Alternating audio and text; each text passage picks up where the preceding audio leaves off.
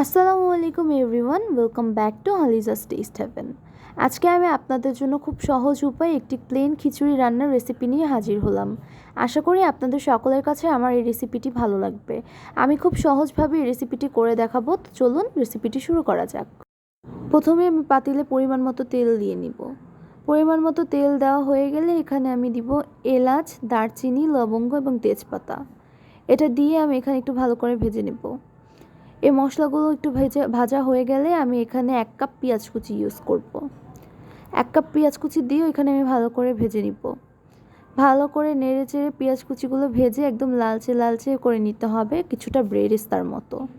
পেঁয়াজটা একটু লালচে করে ভাজা হয়ে গেলে এখানে আমি 1.5 চা চামচ রসুন বাটা, 1.5 চা চামচ আদা বাটা এবং 1/2 চা চামচ জিরা বাটা দিয়ে দিব।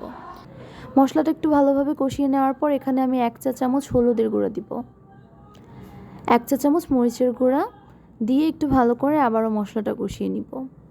এ পর্যায়ে ভালো করে মশলাটা কষিয়ে নিতে হবে। মশলাটা একটু ভালো করে কষিয়ে নিয়ে এখানে আমি আগে থেকে ধুয়ে রাখা চাল ডাল দিয়ে দিব।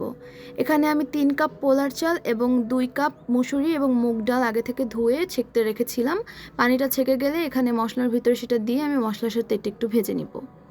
এরপর আমি চাল ডালগুলোকে একটু ভালো করে মশলার সাথে ভেজে নিচ্ছি। আপনারা যতটুকু চাল ডাল নেবেন তার ডাবলের একটু কম এখানে পানি দিয়ে নেবেন। আমিও এখানে গরম পানি দিয়ে নিয়েছি চাল ডাল পরিমাপ করে। এরপর এখানে আমি 1 চা চামচ লবণ দিয়ে দিয়েছি। পানিটা একটু শুকিয়ে আসলে আগে থেকে ধনেপাতা এবং কাঁচামরিচ কুচি দিয়ে নিলাম।